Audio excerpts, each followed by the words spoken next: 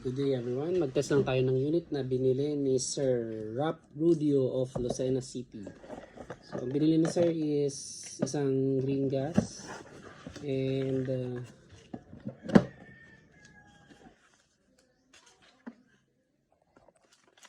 WE Baby High Kappa. So itong WE Baby High Kappa is compatible siya sa magazine ng WE High Kappa 5.1.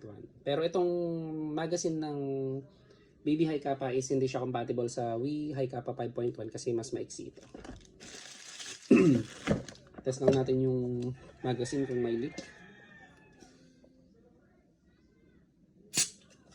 Okay, wala siyang leak. And test natin siya for 5 shots. 5 shots. So ayan, yung unit. Okay. For Sir Rap Rudio of Lucena City, WE High Kappa 3.8 or Baby High Kappa firing.